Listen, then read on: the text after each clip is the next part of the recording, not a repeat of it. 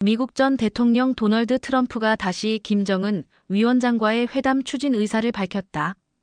표면적으로는 북핵 문제 해결을 위한 외교 행보처럼 보이지만 그 이면에는 복잡하고 교묘한 전략이 숨어 있다.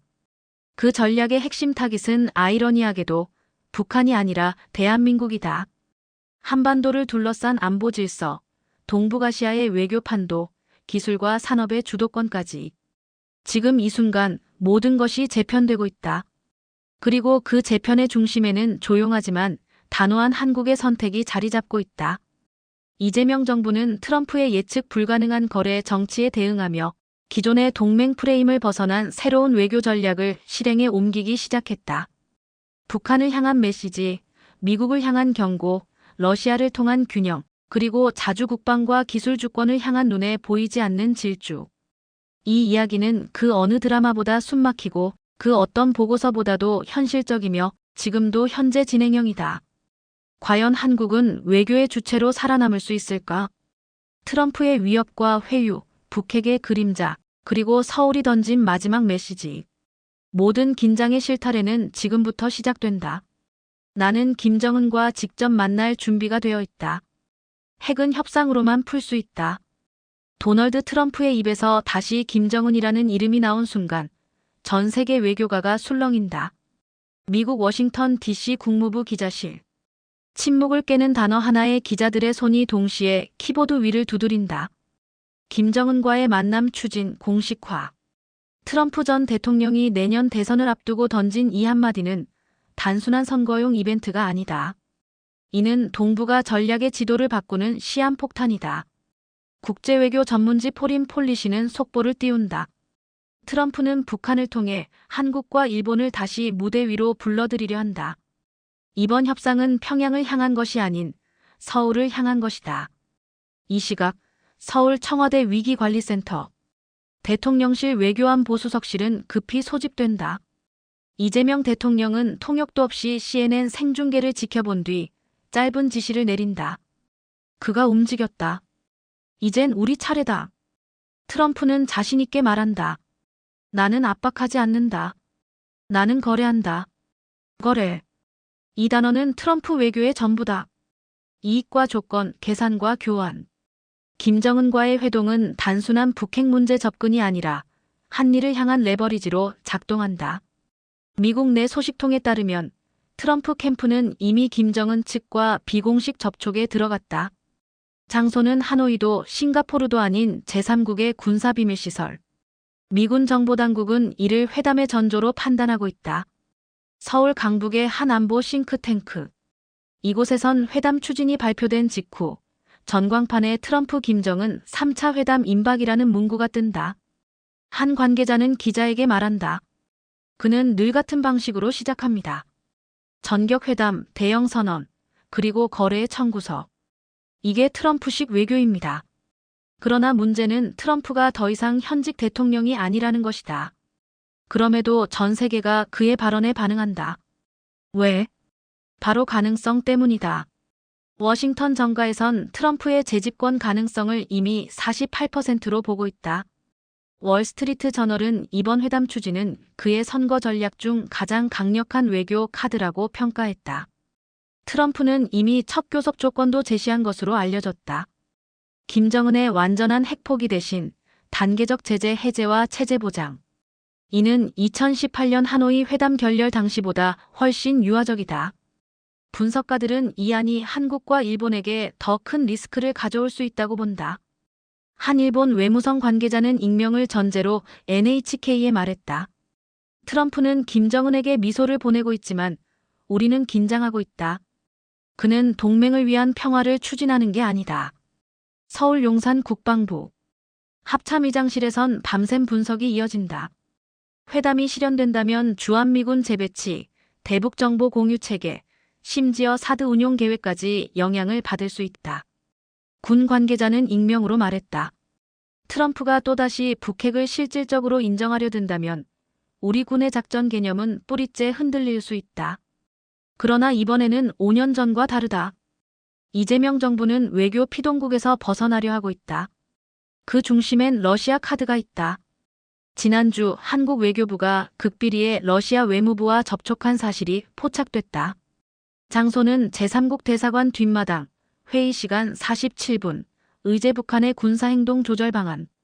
이 협상이 공개되자 미국은 반응하지 않았지만 일본은 외교 채널을 통해 우려를 전달했다. 청와대 고위 관계자는 브리핑룸에서 기자들에게 말했다. 한반도 비핵화는 협상의 대상이 될 수 없다. 그러나 협상의 무대로는 우리가 선택한다. 워싱턴에선 트럼프의 회담 추진이 한국을 외교적으로 다시 미국의 테두리 안에 넣으려는 시도로 분석되고 있다. 미국 헤리티지 재단의 선임 연구원 로버트 콜린스는 다음과 같이 평가했다. 트럼프는 김정은을 이용해 한국의 조건을 강요하려 한다. 경제 협력, 방위비 분담, 심지어 FTA 재개정까지 포함된다. 서울 금융시장도 긴장 중이다. KOSPI 지수는 발표 직후 1.2% 하락, 원달러 환율은 1342원으로 급등. 외환당국은 비상시장 안정 조치를 준비 중이라고 밝혔다. 한 증권사 애널리스트는 말한다. 김정은과 트럼프가 웃으며 악수할 때 한국 시장은 숨죽입니다. 대통령실 관계자는 조용히 말했다. 트럼프는 지금 외교를 하는 게 아니라 협상쇼를 하는 겁니다. 하지만 그 쇼가 전 세계를 바꾸곤 했죠. 서울은 이번엔 그 쇼의 관객이 아니라 무대의 주인공이 되기를 원한다. 청와대 집무실의 조명이 새벽까지 꺼지지 않는다. 트럼프의 발언이 터진 지 3시간 만에 이재명 대통령은 외교안보라인 전원을 소집한다. 조건 없는 대화는 없다. 결과 없는 협상은 시간 낭비다. 그의 목소리는 차분하지만 단호하다. 기자들은 이 발언을 듣자마자 일제히 송고 버튼을 누른다. 이재명, 트럼프식 협상에 성긋다. 외신들이 일제히 분석에 들어간다. CNN은 한국이 외교적 자율권을 선언했다고 평가했고 블룸버그는 이재명 정부가 워싱턴 중심 외교 구조를 재정의하려 한다고 보도했다. 트럼프가 평양의 문을 두드리자 서울은 곧바로 자주 외교의 깃발을 세운 셈이다. 회의실 한켠 외교부 고위 관계자가 조심스럽게 말한다. 트럼프는 북한 카드를 들고 있지만 그 칼끝은 우리를 향해 있습니다.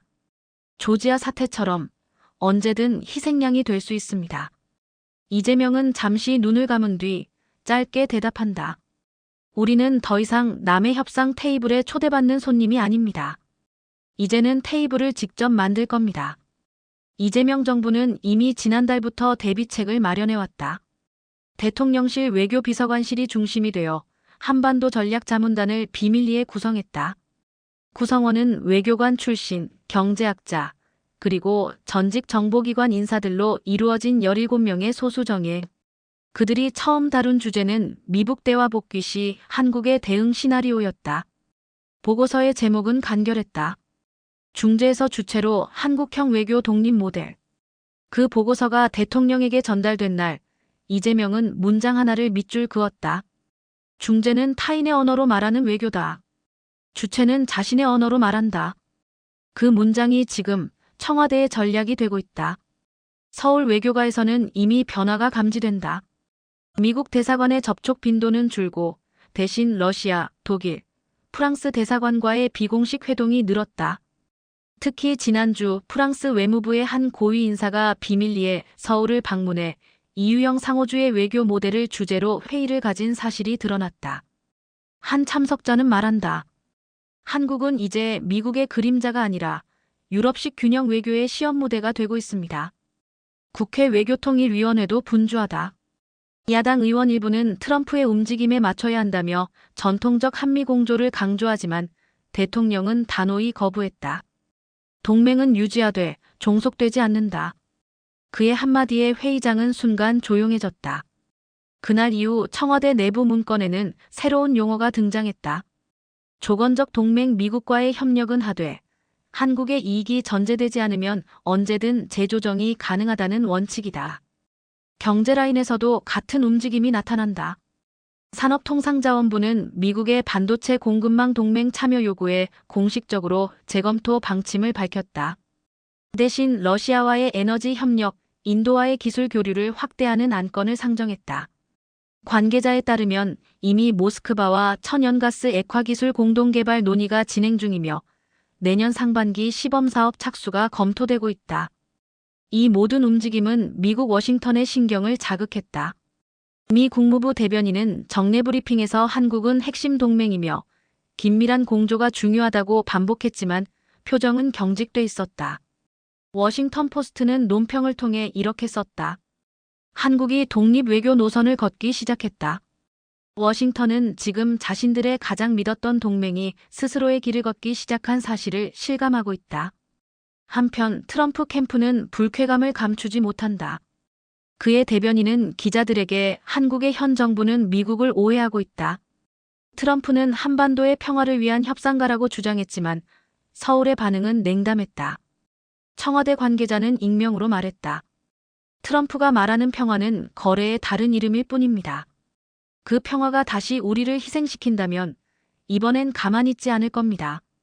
이재명 대통령의 행보는 점점 더 강경해지고 있다. 그는 외교안보 수석회의에서 이렇게 말했다. 트럼프가 김정은을 만나는 것은 그의 자유다. 그러나 그 만남이 우리의 안보를 위협한다면 우리는 독자적 행동에 나설 것이다. 회의실이 잠시 정적에 잠긴다. 외교비서관이 신중히 묻는다. 독자적 행동이란 어떤 의미입니까? 이재명은 짧게 답한다. 외교에는 때로 침묵보다 행동이 설득력을 가진다. 청와대는 즉시 새로운 외교 로드맵 작성을 지시한다. 이름은 동북아 균형 전략. 핵심은 단순하다. 미국과의 안보 동맹 유지, 중국과의 경제 교류 확대, 러시아와의 에너지 협력 복원, 북한과의 긴장 조절 및 국지적 대화 채널 유지. 이는 한미일 삼각구도에서 벗어나 다자균형을 중심으로 한 한국형 외교의 출발을 의미한다. 외교부 장관은 기자들에게 이렇게 말했다. 우리는 지금 중재자가 아니라 조정자가 되고 있습니다. 이는 전혀 다른 개념입니다. 서울 도심의 한 카페에서 대학생들이 뉴스를 보며 웃는다. 드디어 우리 대통령이 미국에 노라고 말했네. 그 짧은 대화가 여론의 방향을 상징한다. 트럼프의 한마디가 세상을 흔들고 이재명의 한마디가 민심을 결집시킨다. 워싱턴의 외교 소식통은 이렇게 평했다.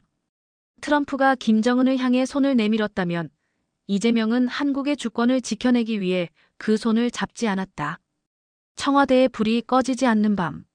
누군가 묻는다. 이제 어떻게 하실 겁니까? 이재명은 조용히 웃으며 말한다. 트럼프가 판을 짜면 우리는 규칙을 바꾼다. 워싱턴 교회, 조지아주 칩톤 산업단지. 이곳은 3년 전 한미 관계의 균열이 시작된 곳이자 트럼프식 압박 외교가 한국을 향해 날을 세운 상징적 장소다.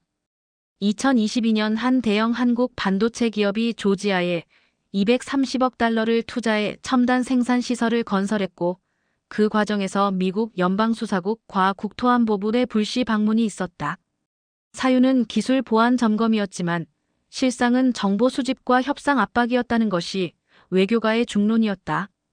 그 사건 이후 한국 기업 고위 간부가 자택에서 전자기기 전량을 압수당했고 일부 자료는 CIA로 직행했다는 설까지 돌았다. 당시 대통령은 격앙된 어조로 말했다. 이것이 과연 동맹국의 태도입니까? 트럼프는 공식적으로 나와 무관하다고 선을 그었지만 그의 비공식 참모진은 이렇게 언급했다. 한국은 반도체를 원하고 우리는 정보와 지분을 원한다. 서로 주고받는 것 아닌가. 그로부터 3년. 트럼프는 다시 김정은과의 회담을 추진하면서 동일한 거래 전략을 되풀이하고 있다. 다만 이번엔 무대가 조지아가 아니라 평양이라는 점이 다를 뿐이다. 김정은을 무기로 삼고 한국에게 양보를 끌어내려는 접근 방식은 변하지 않았다. 서울 종로구에 위치한 국책연구기관 국가전략연구원. 이곳의 한 연구위원은 익명을 전제로 기자에게 말했다.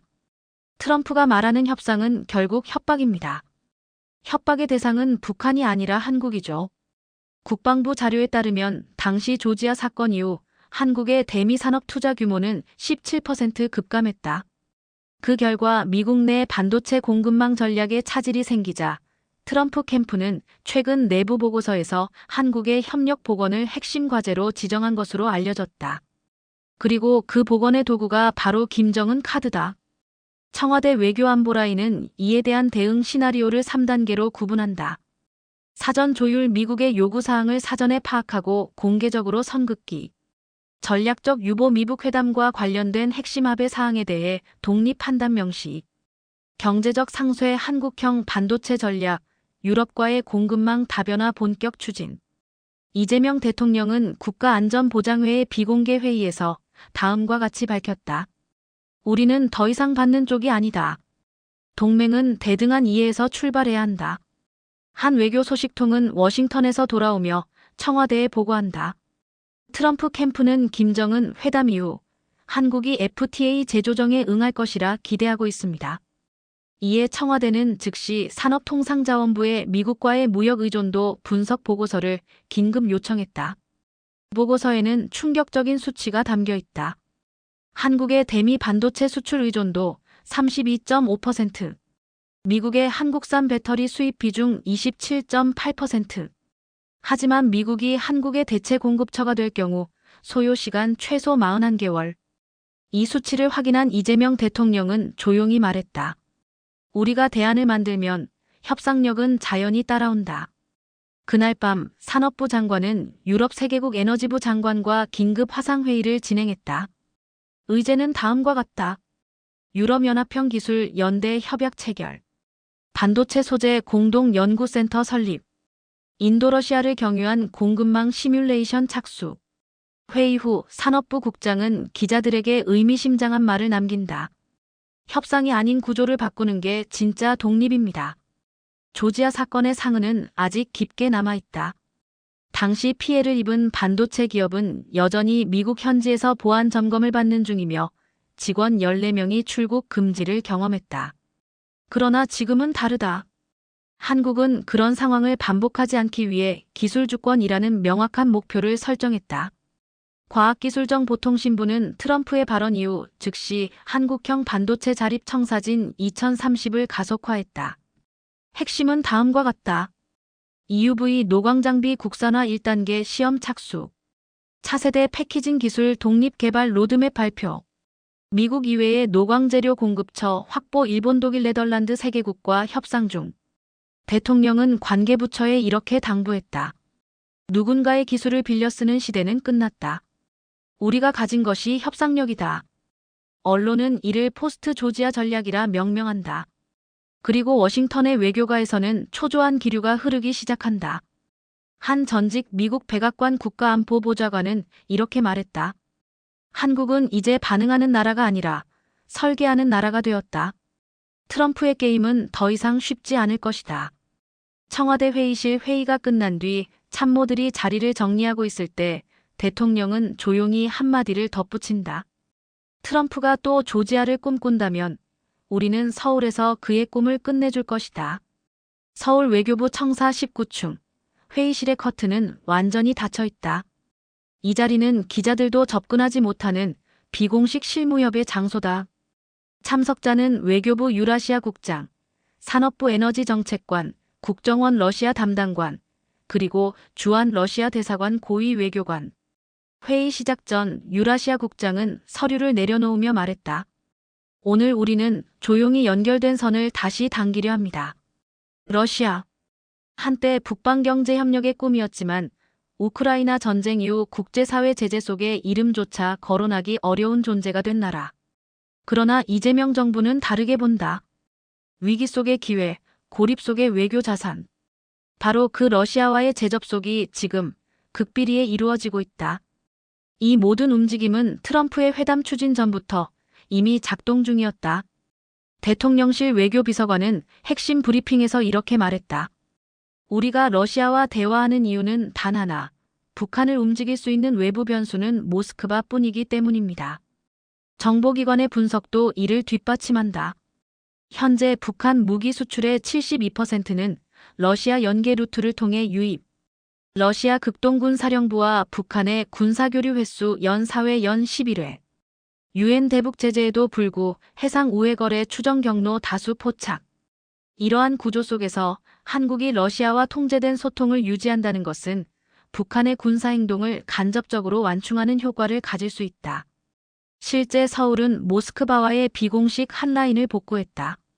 장소는 제3국의 대사관 지하회의실, 대화시간 67분. 의제는 다음과 같다. 북한의 탄도미사일 발사 자제 유도. 극동에너지 협력 3단계 복원 로드맵. 항공 직항로 재개 가능성 탐색. 이 회의에 대해 청와대는 침묵하고 있지만 러시아 외무부는 모호한 표현으로 확인을 시사했다. 한국과 러시아는 건설적 소통의 여지를 언제나 열어두고 있다. 서울 송파구 에너지경제연구원 한 연구위원이 기자에게 말했다. 에너지 협력은 겉으로는 경제지만 실제론 지정학적 줄다리기입니다. 러시아는 자원, 한국은 기술과 신뢰를 갖고 있죠. 이재명 정부는 제재 범위를 피한 비제재 품목 협력 모델을 적극 추진 중이다. 해양 플랜트 부품, 극동 LNG 운송 인프라, 원전 비핵심 제어 기술. 이런 협력은 미국의 공식 반발을 유발할 수준은 아니지만 워싱턴의 레이더에는 확실히 포착되고 있다. 미 재무부 고위 관계자는 워싱턴 포스트의 익명으로 말한다.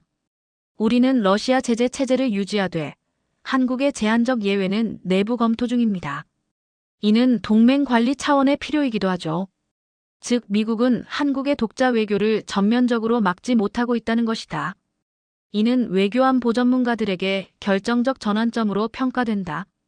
한편 러시아 측은 극동 직항 노선 재개를 비공식적으로 제안한 것으로 알려졌다. 모스크바 블라디보스토크 인천 노선. 이는 제재 이후 단절됐던 물류망의 복원일 뿐 아니라 정치적 신호다. 외교부 실무자는 이렇게 말했다. 비행기가 뜨면 외교도 뜨는 겁니다. 항공편은 언제나 평화의 전조입니다. 블라디보스토크 공항 러시아 국영방송이 전하는 뉴스에 자막이 뜬다. 한국과의 에너지 대화가 재개된다면 이는 동북아 긴장을 누그러뜨릴 열쇠가 될 수 있다. 서울에서 이 소식을 확인한 청와대 외교안보수석은 대통령에게 간단히 보고한다. 모스크바는 열려 있습니다. 이재명은 고개를 끄덕이며 말했다. 그렇다면 우리는 조용히 들어가야죠. 문을 두드리는 게 아니라 열려있는 문으로 들어가는 겁니다. 외교가에서는 이를 중립적 조율 외교라고 부른다. 미국과의 공조는 유지하되 중국과 러시아를 동시에 배제하지 않음. 긴장을 키우지 않고 균형을 통한 영향력 극대화.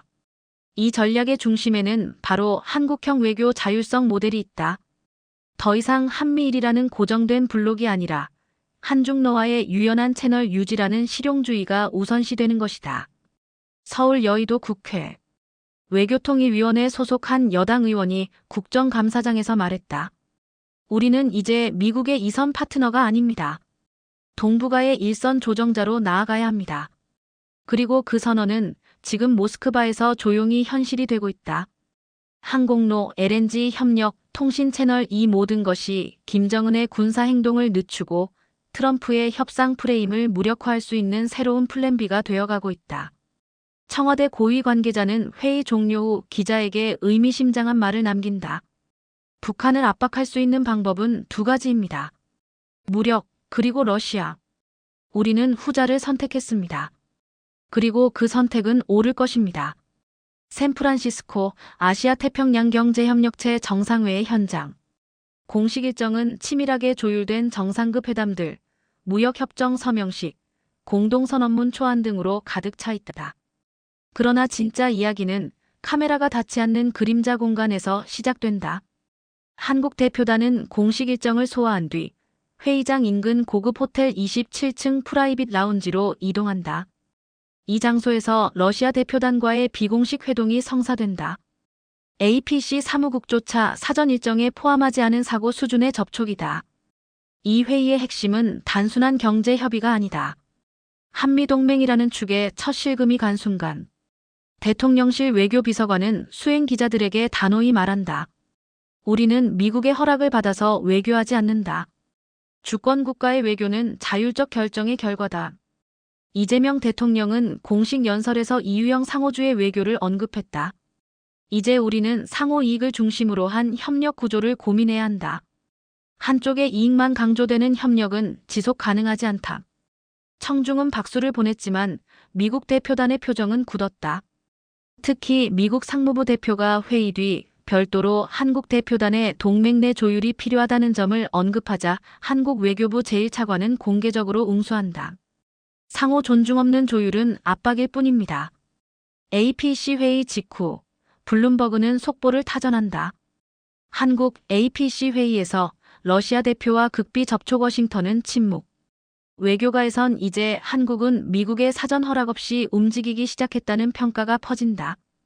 회의 다음 날 한국과 러시아는 다음과 같은 비공식 합의를 도출한다.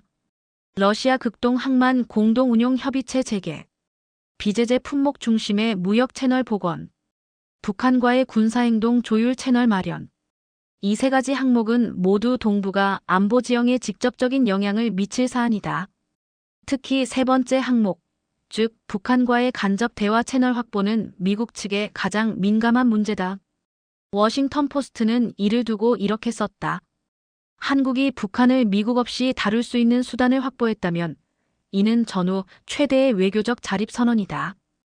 APC 현장에서의 이 비공식 접촉은 이후 일파만파 퍼진다. 일본 외무성은 즉시 서울에 항해 서한을 보냈고 미국 국무부는 러시아와의 비공식 접촉에 대해 우려하고 있다는 입장을 비공식 채널로 전달했다. 하지만 이재명 정부는 흔들리지 않는다. 외교부는 기자회견에서 다음과 같이 입장을 명확히 한다. 우리는 북한의 군사적 오판을 막기 위해 가능한 모든 채널을 확보하고 있습니다. 이는 한반도 평화를 위한 최우선 전략입니다. 서울 안보 전문가들은 이 시점부터 한미일 삼각동맹 구조의 한계를 본격적으로 논의하기 시작했다. 중앙일보 국제문제연구소 소장은 인터뷰에서 말했다. 이제 한국은 미국의 동맹이라는 틀에서 동북아 조정자로 나아가려 한다. APC 회동은 그 방향 전환의 선언이었다. 국회 외교통일위원회는 즉시 긴급 청문회를 열었다. 일부 보수 야당 의원은 러시아와의 접촉은 동맹의 균열을 초래할 수 있다고 주장했지만 여당 의원은 강하게 반박한다. 우리는 미국의 파트너이지 부속물이 아닙니다. 이재명 대통령은 이후 귀국길에 전용기 내 기자들과의 간담회에서 조용히 말한다. 한국의 외교는 독립된 국가로서의 자존을 회복하고 있습니다. 어느 누구의 눈치도 보지 않고 국민의 이익을 기준으로 움직일 것입니다. 그 발언은 그대로 청와대 홈페이지 첫 화면에 공개되었고 하루 만에 조회수 120만 회를 돌파했다. 댓글창엔 이런 문구가 올라왔다. 이제야 우리나라가 자기 목소리를 내는 것 같다. 이 사건 이후 미국 내 전문가들 사이에서도 한국의 독자 노선을 존중해야 한다는 목소리가 늘어난다. 브루킹스 연구소 한 연구원은 말했다. 만약 한국이 북핵 문제에서 미국 없이도 러시아, 중국을 활용할 수 있다면 이는 동북아 안보 패러다임 자체를 바꾸게 된다. 그리고 지금 서울은 그 패러다임 전환의 실험실이 되고 있다. APC 회동 이후 한국은 미국 중심 질서에서 중심국으로의 이행을 조용히 그러나 확실하게 시작했다. 나는 김정은을 압박하지 않는다. 협상한다. 트럼프는 유세장에서 같은 문장을 반복한다. 지지자들은 환호하지만 외교 전문가들은 그 문장 속 거래의 냄새를 맡는다. 워싱턴 DC 트럼프 재선 캠프의 외교자문단 비공개 문건. 제목은 간단하다. 포스트 킴딜 서울과의 전략적 로드맵. 총 17페이지에 달하는 이 문건은 김정은과의 회담을 통해 무엇을 얻고 무엇을 요구할 것인지 구체적으로 명시되어 있다. 핵심은 단 하나. 북핵 문제를 안정시킨 후 한국과의 경제안보 구조를 재편한다. 요구사항은 다음과 같다. 한미 FTA 조항 재검토 및 미국 기업에 대한 투자 유도. 주한미군 방위비 분담금 2배 인상. 반도체 및 배터리 핵심 기술의 공동관리 체제 도입. 대중국 전략의 한국의 명확한 편입 선언. AI 양자 기술 등 미래 산업 분야의 선제적 협력 의무화. 이재명 정부는 이 내용을 미리 입수했다. 청와대 안보실 산하정보분석팀이 입수한 문건 중 일부에는 이렇게 쓰여 있다. 북핵 완충은 협상의 시작일 뿐. 한국은 이제 선택의 순간으로 들어서야 한다. 서울이 거부할 경우 평화 위험 메시지를 강화할 수 있다. 즉, 트럼프가 김정은과의 회담을 통해 한반도 평화를 선물하는 척하면서 동시에 한국에 청구서를 내밀 준비를 하고 있다는 뜻이다. 대통령실 외교비서관은 회의에서 강하게 경고한다. 트럼프식 외교는 선물처럼 다가오지만 그 안엔 청구서가 들어 있습니다. 청와대는 즉시 대응 전략 보고서를 작성한다. 제목은 명확하다. 거래가 아닌 파트너십 새로운 한미 관계의 구조화 방안. 이 보고서는 다음의 3가지 대응축을 제시한다. 경제주권 확보 FTA 수정 요구에 맞서 한국형 디지털세 기술 이전 제한법 준비. 군사주권 강화 주한미군 관련 비용 구조 공개 및 국민 대상 보고서 발간. 기술주권 확립 핵심 기술의 국가 전략자산 지정 및 해외 공동 소유 금지 원칙 수립. 산업통상자원부는 즉시 반도체 분야 3대 조치를 발표한다. 해외 합작 생산의 기술 공유 비율 50% 제한. AI 반도체 칩 설계 자산의 외국인 직접 투자 규제 강화. R&D 과정의 핵심 알고리즘 국유화 검토 착수. 이재명 대통령은 경제수석과의 단독 회동에서 조용히 말했다. 미국과 협력하되 기술은 팔지 않는다. 기술은 국방만큼 중요한 주권이다. 한편 미국 상원에서는 트럼프 회담 추진에 반대 의견이 나오기 시작한다. 민주당 소속 상원의원 한 명은 이렇게 발언했다. 트럼프는 김정은에게 손을 내미는 척하지만 실상은 한국의 자율성을 억제하려는 시도다. 이 발언 이후 백악관 국가안보회의 내부에서도 의견 충돌이 벌어진다. 트럼프 진영은 한반도 안정화가 미국 산업에 결정적이라는 주장을 펼치지만 일부 실무진은 한국의 반발이 확산되면 역풍이 클 것이라 우려한다. 워싱턴의 갈등은 곧바로 금융시장에 영향을 미친다. 뉴욕 증권거래소에서 한국 주요 기술주 ETF가 하루 만에 3.4% 하락한다. 외신들은 이를 트럼프 리스크라 명명한다. 서울에서는 다른 움직임이 일어난다. 국방부는 갑작스럽게 주한미군 기지 시설 공동점검 요청을 미국 측에 전달한다. 공식 명분은 안전점검이지만 외교가에선 이를 주권적 감시의 상징적 행위로 해석한다. 외교부는 미국 대사관에 공식 메모랜덤을 전달한다. 한국은 동맹국이자 독립국가입니다. 외교는 거래가 아닌 신뢰로 이루어져야 합니다. 이 문장은 A사 한 장짜리 문서의 첫 줄에 굵은 글씨로 인쇄되어 있었다. 이재명 대통령은 이 모든 과정을 국민에게 직접 설명하기로 결정한다. 공식 담화문을 준비하던 날 그는 비공개 회의에서 말했다. 이번엔 국민이 알고 있어야 한다. 우리는 어떤 방식으로 압박받고 있으며 왜 그것을 거부하려 하는지를 말이다. 그의 발표는 다음 주 예정되어 있다. 내용은 일부 언론에 사전 유출되었고 제목이 공개되었다. 트럼프 협상에 대응하는 한국의 원칙. 국내 여론은 빠르게 반응한다. 한 여론조사에 따르면 트럼프의 김정은 회담은 한국에 부담이 될 수 있다는 응답이 62%에 달했다. 젊은 세대에서는 한국이 독자 외교를 할 수 있어야 한다는 응답이 79%로 나타났다. 외신 기자가 이재명 대통령에게 마지막으로 질문한다.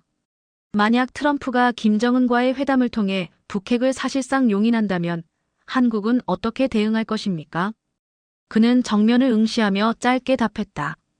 우리도 준비되어 있습니다. 단지 선택하지 않았을 뿐입니다. 우리는 유럽을 연구하고 있다. 이 말은 대통령의 독백처럼 들렸지만 외교 전략 회의실에 앉아있던 모두는 그 속에 숨겨진 방향을 즉시 이해했다.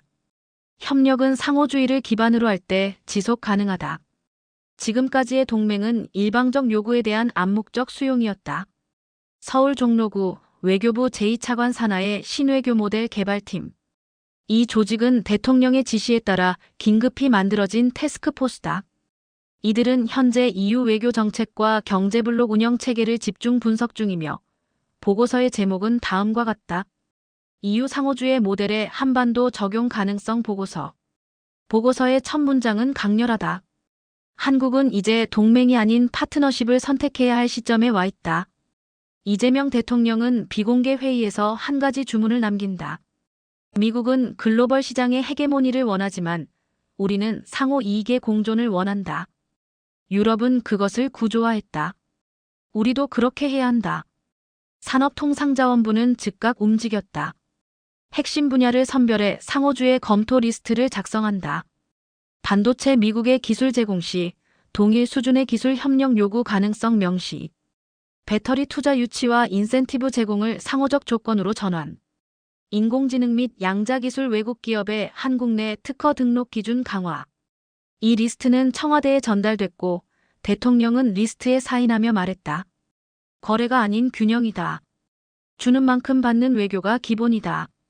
기획재정부와 과학기술정보통신부는 공동으로 한국형 첨단산업 상호주의 조례안을 준비 중이다. 해당 조례안에는 다음과 같은 조항이 포함될 예정이다. 외국 기업의 전략기술 분야 투자 시 한국 기업의 동등한 투자 보장 요구 가능. R&D 결과물의 데이터 공유 범위를 상호주의 원칙에 따라 제한. 한국 내 생산시설 설치 시 인력기술 전수에 대한 강제 규정 폐지 검토. 이러한 움직임은 국제사회에서도 주목받고 있다. 파이낸셜 타임즈는 사설에서 한국의 외교 변화를 이렇게 분석했다. 트럼프의 거래 정치에 피로감을 느낀 동맹국이 이제 유럽 모델을 선택하고 있다. 이는 새로운 비동조 외교의 출발이다. 서울대학교 국제정치학 교수는 인터뷰에서 말한다. 과거의 외교는 힘에 의존했지만 이제는 구조에 의존하는 시대다. 한국은 미국이라는 힘을 뒤따르던 시대에서 구조를 설계하는 국가로 전환하고 있다. 청와대는 이를 상호주의 외교 1.0으로 명명한다. 기본 원칙은 세 가지다. 대등한 입장 외교와 경제 협상이 국가 규모와 관계없이 상호 이익 기반 위에서 이루어져야 함. 투명한 조건 모호한 외교 협정 대신 공개 가능한 기준을 명문화. 국민 중심 판단 외교 결정에 국민 합의를 최우선으로 반영. 이재명 대통령은 국민에게 이 메시지를 알리기 위해 새로운 형식의 브리핑을 시도한다. 일명 국민 외교 보고회. 기자들뿐 아니라 시민 100명을 초청해 대통령이 직접 향후 외교 방향을 설명한다. 그 자리에서 대통령은 이렇게 말한다. 우리는 미국의 부속국이 아닙니다. 우리는 한국입니다. 그리고 한국은 이제 스스로 외교의 중심이 되려 합니다. 현장에 있던 한 대학생은 눈시울을 붉히며 말했다. 처음으로 누군가가 우리를 위한 외교를 말했습니다. 한편 트럼프 캠프는 이에 즉각 반응하지 않았다. 그러나 미국 국무부 고위 관계자는 배경 브리핑에서 이렇게 말한다. 한국이 유럽을 모델로 삼는다는 건 미국에 대한 의존을 줄이겠다는 의미다. 우리는 그 선택을 존중하지만 대응책도 검토 중이다. 청와대 외교안보실은 이에 대해 간단히 정리했다. 동맹은 양방향 신뢰다. 신뢰가 무너지면 동맹도 무의미하다. 지금 한국은 전통 동맹의 껍질을 벗고 스스로 외교의 중심축을 설계하는 실험을 하고 있다. 그 실험의 이름은 상호주의. 그리고 그 결과는 동북아의 외교 지형을 바꾸게 될 것이다. 서울 서초동 국방연구원 지하 상황실. 전광판에 동북아시아의 군사 및 외교 활동 현황이 실시간으로 업데이트되고 있다. 기존의 삼각축, 즉 미국, 일본, 한국이 중심이던 지도가 점점 흐릿해지고 새로운 교차선들이 선명히 드러나기 시작한다. 서울 베이징 모스크다. 서울 브뤼셀 델리. 서울 평양 하노이. 이 변화의 핵심은 단 하나다. 서울이 더 이상 끝단이 아니라 중심선이 되었다. 청와대 외교안보전략실은 이를 한국축 중심 구조라고 명명했다. 지도상 중심에 서울을 두고 8개 주요 전략 도시를 방사형으로 연결한 새로운 균형 모델. 이는 단지 상징이 아닌 실제 외교 활동 데이터와 연결된다. 2024년 하반기 기준 한국 외교부 장관의 해외 방문국 중 지칠 비중 29% 17% 감소. 대신 아세안 및 비제재국 비중 38% 증가. 러시아 고위 외교 채널과의 접촉 횟수 6개월간 13회. 이는 일본과의 총 고위급 대화 횟수를 추월한 수치다. 이재명 대통령은 이 통계를 보고받고 조용히 말했다. 외교는 숫자로 말합니다. 그리고 우리는 지금 중심의 숫자를 만들고 있습니다. 서울 여의도 한 외교 싱크탱크의 고위 연구위원은 분석한다. 중국은 과거처럼 한국을 경계 대상이 아닌 전략적 완충지대로 보려 하고 있고 러시아는 에너지 수출 재건의 통로로 한국을 우선순위에 올리고 있습니다. 미국은 이 점을 알고 있지만 개입보단 관망을 선택했죠. 서울은 이 틈을 타다자 복합 외교를 본격화하고 있다. 예. 서울 하노이 자카르타 경제기술회담, 서울 헬싱키 베를린 반도체 생태계 공동개발 MOU, 서울 텔아비브 방갈로르 AI 의료기술 연합 프로젝트. 이 모든 네트워크는 한국 없는 동북아는 외교적으로 성립되지 않는 상황을 만들어가고 있다. 심지어 북한조차 반응하고 있다. 2025년 초 북한 노동당 기관지는 이례적으로 남조선 당국이 독립적 대외 노선을 걷는 것은 긍정적 기조라는 표현을 사용했다. 이는 정보기관 분석에 따르면 북한이 미국과의 직접 협상이 아니라 한국을 경유한 우회적 외교 라인 복원을 고려 중이라는 신호다. 그 말인즉 서울은 이제 평양과 워싱턴을 연결하는 유일한 외교 허브가 되었다. 외교부 유라시아 담당 국장은 내부 회의에서 이렇게 말했다. 우리는 지금 지도 한가운데로 이동 중입니다. 그리고 그 중심의 무게는 누구보다 우리가 잘 감당해야 합니다. 청와대는 이를 위해 3단계 대응 전략을 구상한다. 전략 외교지구 신설 용산 외교타운을 다자외교 중심의 국제행정복합지로 전환. 외교통 상통합법 발의 경제, 안보, 문화, 기술 외교를 하나로 묶는 통합 시스템 구축.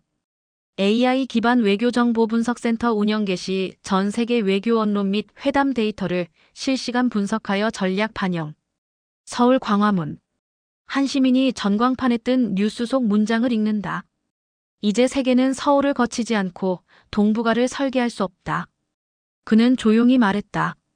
이런 날이 올 줄 몰랐네. AP통신은 이를 변방에서 떠오르는 중견국, 즉 변두리에서 떠오르는 중견강국의 반란이라 표현했다. 국제전략연구소는 연례보고서에서 한국을 균형 중심 축형 외교국가로 최초 분류했다. 이재명 대통령은 보고서를 읽고 참모들에게 단 한마디를 남긴다. 이제 우리가 될 시간입니다. 새벽 4시 15분 서울 용산 국방부 합동참모본부 상황실. 북한 황해북도 지역에서 중거리 탄도미사일 한 발이 발사됐다는 보고가 올라온다. 그러나 서울은 놀라지 않는다. 경계는 유지되지만 군 수뇌부는 대응 발사를 보류한다. 이재명 대통령은 즉시 NSC를 소집하지만 작전 명령 대신 조용히 질문한다. 모스크바는 움직였습니까? 국가정보원 요원은 대답한다. 예. 러시아 대외정보국과 긴급 통신 접촉이 있었습니다. 현재 북한과의 연락 채널이 복구된 것으로 보입니다. 서울은 알고 있다. 이제 북한을 직접 압박하기보다 영향력을 행사할 수 있는 연결선을 이용하는 것이 더 효과적이라는 사실을. 이 전략은 부드러운 억제력으로 명명되었다. 이는 군사적 대응이 아닌 외교적 유도, 정보 차단, 경제 협력 연결고리 활용 등을 통해 북한의 오판 가능성을 구조적으로 낮추는 전략이다. 이 전략은 단순한 이론이 아니다. 최근 6개월간 북한의 도발 횟수는 급감했다. 2024년 하반기 미사일 발사 총 12회, 2025년 상반기 미사일 발사 총 4회.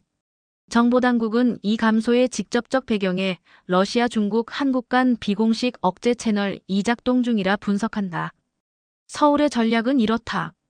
모스크바와의 정보 공유를 통해 북한의 무기 흐름을 감시, 베이징과의 외교 경로를 이용해 대북 원조의 흐름을 조절, 북한 내부의 민간 채널을 활용해 메시지 전달. 이 방식은 강대국들이 하지 못하는 일이다. 미국은 군사적 위협 외에 대안이 없고 중국은 공개적으로 나설 수 없으며 러시아는 신뢰가 부족하다. 그러나 서울은 다르다. 서울은 유일하게 평양과 대화할 수도 압박할 수도 있는 도시. 이는 모스크바 외무차관이 러시아 국영 언론과 인터뷰 중 한 말이다. 한편 이재명 대통령은 이 부드러운 억제 전략을 외교적 자산으로 발전시키고자 한다. 청와대는 한반도 안정 프레임워크 구축을 선언하고 다음과 같은 4대 기둥을 명시한다. 비군사적 억제 수단의 제도화, 다자간 영향력 공유 채널 확장, 북한 내부 정보 흐름과의 연결 유지, 평화 유지를 위한 민간 기반 공공외교 강화. 외교부는 이를 기반으로 동남아시아 주요국과 공동 중재 플랫폼 구축, EU 및 비동맹국과의 비핵화 협력 포럼 제안, 국제 NGO와의 연계 통해 북한 내 민생 정보 확보, 서울 종로구 외교부 기자실. 기자가 묻는다. 군사 억제 없이 평화를 유지할 수 있습니까? 외교부 대변인은 단호히 말한다. 총성 없는 억제도 분명한 억제입니다. 국내 여론은 이 전략에 긍정적이다. 최근 여론조사 결과 군사적 대치보단 외교적 억제를 선호한다는 응답이 68%에 달했다. 특히 20에서 30대 응답자 중 74%가 장기적으로 이 방식이 더 효과적이다고 답했다. 북한 역시 이 변화를 감지한다. 한 정보당국 관계자는 익명으로 전한다. 북한 내 일부군 고위급이 서울은 예전의 서울이 아니다는 인식을 가지기 시작했습니다. 서울은 지금 무력을 쓰지 않고도 북한의 무력 시위를 제어할 수 있는 새로운 외교적 권능을 획득했다. 이재명 대통령은 이 전략을 국민에게 설명하며 마무리한다. 우리는 전쟁을 막는 나라가 아니라 전쟁을 불가능하게 만드는 나라가 될 것입니다. 경상남도 창원 한화디펜스 첨단 시험장. 눈에 보이지 않는 감지음. AI가 제어하는 자율주행 전술 차량 3대가 엄격한 패턴으로 움직인다. 그 옆에서는 차세대 K9A 자주포가 자동장전 시스템으로 사격 훈련을 재현 중이다. 이곳은 단순한 무기 시험장이 아니다. 지금 대한민국의 조용한 군사혁명이 시작되는 현장이다. 그리고 이 혁명의 이름은 K-디펜스 한국형 자주국방 체계. 이재명 대통령은 이곳을 방문한 자리에서 이렇게 말했다. 무기를 갖는 이유는 싸우기 위해서가 아닙니다. 싸우지 않기 위해서죠. 최근 3년간 한국의 방산 수출은 폭발적으로 증가했다. 2022년 74억 달러, 2023년 104억 달러, 2024년 136억 달러. 이는 세계 8위에서 6위로 도약한 수치며 한국은 이제 세계 방산 5대 수출국 진입을 눈앞에 두고 있다. 그 중심엔 세 가지 핵심 플랫폼이 있다. K9A 자주포 무인 사격 체계 및 NATO 표준 호환 가능. FA-50 경공격기 필리핀 폴란드 말레이시아 수출 성공. LSAM 고고도 요격 체계 탄도미사일 대응용 국내 개발 요격 무기. 특히 LSAM은 고도 50km 이상에서 요격 가능한 시스템으로 미국의 사드에 의존하지 않고도 자체 방어가 가능해지는 기반을 마련했다. 국방과학연구소 선임연구원은 말한다. LSAM은 단지 무기가 아닙니다. 한국 안보 주권의 선언이죠. 이러한 군사 자립은 곧바로 외교 자산으로 전환된다. 청와대 외교안보실은 최근 방산 외교 전략을 정리한 내부 보고서에서 다음과 같이 명시한다. K-디펜스는 단순한 수출이 아닌 연합과 균형을 동시에 설계할 수 있는 수단이다. 실제로 K-방산은 다음과 같은 3대 외교 효과를 발생시키고 있다. 동유럽 안정화 기업 폴란드 루마니아에 공급된 K9K 전차는 NATO 외곽 방어를 강화. 중동 지역 입지 확보 UAE 및 사우디아라비아와 첨단 감시 체계 협력 확대. 아세안 전략적 연계 말레이시아 인도네시아와 무기 체계 기술 이전 패키지 계약 체결. 이재명 대통령은 국무회의에서 말했다. K-디펜스는 총구를 수출하는 게 아니라 균형과 신뢰를 수출하는 것입니다. 또한 한국형 군사기술은 첨단 기술과의 융합으로 급속 진화 중이다. AI 기반 전투지휘 체계, 양자통신 보안망, 무인 전투드론 군집 시스템, 레이저 요격무기 블라크아이, 과기정통부와 국방부는 공동으로 K-디펜스 AI 2030 로드맵을 작성 중이며 해당 로드맵에는 2030년까지 완전 자율형 전술드론 부대 창설이라는 목표가 담겨 있다. 서울 외교가의 한 유럽 외교관은 말한다. 우리는 한국이 외교로만 강한 나라라 생각했는데 이제는 기술과 안보까지 갖춘 균형 강국으로 보고 있습니다. 그리고 이는 미국과의 관계 재설정에도 핵심 변수로 작용하고 있다. 트럼프 진영의 주한미군 방위비 인상 요구에 대해 한국은 작전 분담의 재검토라는 카드를 꺼낼 수 있게 되었다.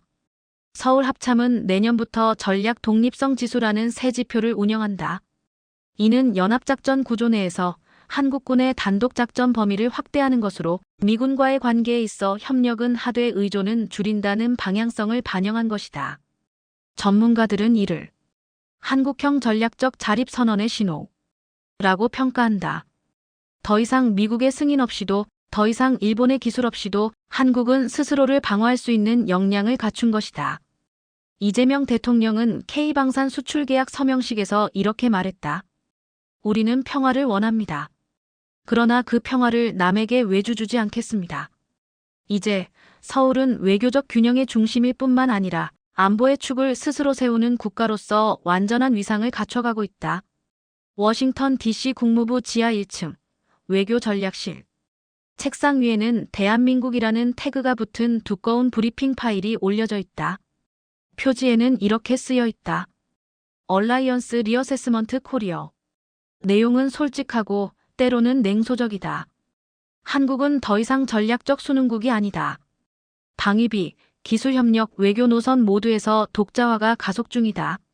직접적 압박은 리스크를 키울 수 있다. 대신 간접적 설득과 제한적 양보가 필요하다. 이는 미국이 한국을 더 이상 통제할 수 없다는 사실을 조용히 인정한 문서다. 이재명 대통령은 이런 기류를 이미 감지하고 있다. 청와대 외교안보실은 이를 비공식 균형 구간이라 명명한다. 즉, 공식적으론 동맹이지만 실질적으로는 서로 조심스레 거리를 재조정하는 시기. 이런 분위기는 실무 접촉에서도 감지된다. 최근 한미 고위급 회담에서 미국 측은 방위비 분담금 2배 인상 요구를 철회했다. 대신 한국이 러시아와의 에너지 협력 범위를 명시해달라는 요구로 선회했다. 이것이 바로 타협의 첫 사인이다. 청와대는 이 요청을 받고 내부 회의에서 의견을 모은다. 결론은 명확하다. 기록에 남기지 않고 행동은 남긴다. 즉, 문서상 약속은 피하되 실질적 조정은 진행한다. 그래서 서울은 러시아와의 협력 속도를 미세하게 조절한다. 직항 항공 노선 재개 일정은 추후 검토로 변경. 극동 항만 공동운영 회담은 기술적 사전 검토 단계로 하향 조정. 원전 부품 협력은 비핵심 품목으로 범위 축소. 그러자 미국은 예외적 유화 메시지를 보낸다. 미 재무부는 보도 자료를 통해 러시아 제재는 유지하되 일부 동맹국의 전략적 판단을 고려할 수 있다. 는 입장을 표명했다. 이 표현은 이례적이다. 한미국 외교 전문지는 이를 이렇게 해석했다. 미국은 한국의 자율성을 무력으로 억누르지 않겠다는 신호를 보낸 것이다.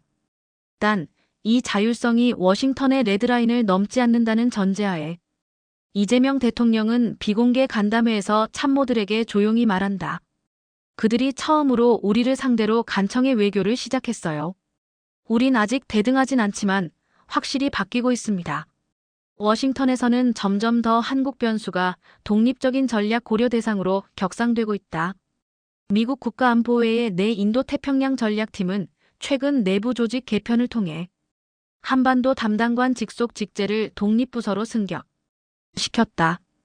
이는 일본, 호주와 동등한 위상으로 다루겠다는 의미다. 한편 국방 분야에서도 묘한 균열이 나타난다. 미국은 주한미군의 일부 훈련 계획에 대해 한국군 단독 대응 전제로 시나리오 수정을 요구. 반면 한국은 이를 작전 주도권 이양의 기회로 해석하고 환영. 외교가에서는 이것을 제어 없는 공존이라 부른다. 즉, 동맹은 유지되지만 상호 신뢰보다는 전략적 관리가 우선되는 관계. 서울 광화문 외교부 청사 18층. 한 국장은 비공식 회의에서 말했다.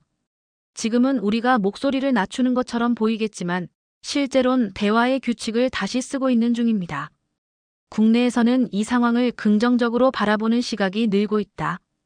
최근 언론사 설문조사에 따르면 한미동맹은 유지하되 자율외교 노선이 필요하다는 응답이 71.4%에 달했다. 그중 20대 응답자의 82%는 한국 외교가 미국 중심에서 벗어나야 한다고 답했다. 이재명 대통령은 여론을 등에 업고 자율 기반의 균형 동맹이라는 새로운 외교 철학을 공식화할 준비를 하고 있다. 다음 달 2025 한미 전략 동맹 포럼에서 그는 기조 연설을 맡게 된다. 연설 제목은 아직 공개되지 않았지만 내부에서는 동맹의 시대에서 파트너십의 시대로가 유력하다. 청와대 비서실장은 대통령에게 보고서를 건네며 말한다. 지금이 가장 조용한 시기입니다. 하지만 동시에 가장 민감한 시기이기도 합니다. 이재명은 잠시 생각에 잠기더니 조용히 대답한다. 동맹은 때로 말보다 눈빛으로 유지되는 법이죠. 뉴욕 타임스 일면 머릿 기사. 트럼프, 북한의 핵 억지력 보유를 사실상 인정. 파장이 컸다. 그는 직접 핵 보유국이라는 표현을 사용하진 않았지만 김정은 정권은 핵을 포기하지 않을 것이다. 우리는 그 현실을 인정하고 다뤄야 한다. 고 말한 순간 그것은 곧 미국의 전략적 전환을 의미했다. CNN, BBC, NHK, 알자지라까지 동시에 같은 메시지를 전송한다. 미국은 더 이상 한반도 비핵화를 전제로 외교하지 않는다. 서울 용산 대통령 집무실. 이재명 대통령은 보고를 받자마자 참모들에게 묻는다. 그가 공식적으로 인정한 건가? 국정원장은 고개를 젓는다. 공식은 아니지만 메시지는 명확합니다. 그리고 그 자리에서 대통령은 말한다. 이제 우리도 움직여야 할 때입니다. 며칠 뒤 청와대는 전 세계 언론을 대상으로 긴급 브리핑을 개최한다. 기자석에선 속삭임이 퍼진다. 설마 진짜 핵 옵션을 말하려는 건가? 한국도 핵을 만들겠다는 건가? 외교부 장관이 먼저 입을 연다. 우리는 동맹의 신뢰를 기반으로 지난 수십 년간 핵무기를 보유하지 않았다. 그러나 오늘부로 그 가정이 무너졌다. 한국 정부는 핵 보유를 포함한 모든 전략적 선택지를 공식 검토할 것이다. 정적. 그리고 속보. 대한민국 독자 핵무장 옵션 공개 검토 선언. 이재명 대통령은 그날 밤 국민 담화를 발표한다. 그는 모든 종이 없이 카메라만 응시한 채 이렇게 말한다. 북한은 지금까지 7차례의 핵실험을 감행했습니다. 그들은 지금 이 순간에도 핵탄두를 탑재한 탄도미사일을 실전 배치하고 있습니다. 그런데 미국은 이제 그 현실을 인정하겠다고 말했습니다. 현실을 인정한다는 말은 위협을 수용한다는 뜻입니다. 그러나 한국은 위협을 수용하지 않습니다. 한국은 위협을 억제합니다. 우리는 핵을 만들 수 있습니다. 다만 지금까지 선택하지 않았을 뿐입니다. 그 선택을 바꿀지 말지는 오직 한 가지 기준에 따릅니다. 국민의 안전, 그리고 우리 아이들의 미래. 이 메시지는 전 세계로 전송된다. 일본, 대만, 호주, 폴란드, 심지어 독일 언론까지 논평을 낸다. 서울이 새로운 시대를 선언했다. 아시아의 중견국이 전략적 자립의 문턱에 섰다. 이제 핵의 균형이 한반도에 도달했다. 미국은 당혹감을 감추지 못한다. 백악관 NSC는 긴급 회의를 소집하고 트럼프 캠프는 기자들을 상대로 그런 의도는 아니었다고 해명한다. 그러나 서울은 더 이상 기다리지 않는다. 국방부는 즉각 다음과 같은 조치를 발표한다. 비핵화 전제 없는 국방 R&D 가속화. 핵무기 관련 기술 역량 사전 분석 및 준비 태세 점검 착수. 민간 핵융합 핵분열 연구기관의 국가관리 전환 추진. 과학기술정보통신부도 잠재적 핵기술 보유 수준을 국제적 기준에 맞춰 정비하겠다고 공식 발표했다. 한국의 이른바 핵준비 발언은 실질적인 실험이나 무기화가 아니라 정치적 억제라는 외교 카드로 작동하기 시작한다. 그 증거는 북한의 반응이었다. 평양 노동신문은 이례적으로 남조선의 핵무장 위협은 평화 파괴 행위라고 비난했지만 그 뉘앙스에는 불안이 섞여 있었다. 과거와 달리 군사행동은 없었다. 러시아 외무부는 공식 성명을 냈다. 모든 관련 당사자들이 자제해야 한다. 한국의 반응은 미국의 정책 변화에 따른 논리적 결과로 이해한다. 중국 역시 절제된 반응을 보였다. 핵무기 확산은 지양해야 하나 한반도 내 국가들의 안전 보장 우려는 충분히 이해할 수 있다. 그날 밤 서울 강남 도심의 한 대형 전광판에 뉴스 속보 대신 단 한 줄의 문장이 흘러나온다. 우리는 할 수 있다. 우리는 할 준비가 되어 있다. 이재명 대통령은 대통령 비서실장에게 이렇게 말한다. 이제 미국도 알아야 합니다. 한국은 더 이상 따르는 나라가 아닙니다. 기자는 물었다. 그렇다면 정말 핵을 만드실 겁니까? 이재명은 정면을 응시하며 단 한 문장을 남겼다. 만들지 않아도 만들 수 있다는 걸 아는 순간 우리는 이미 핵보다 강한 억제력을 가진 겁니다.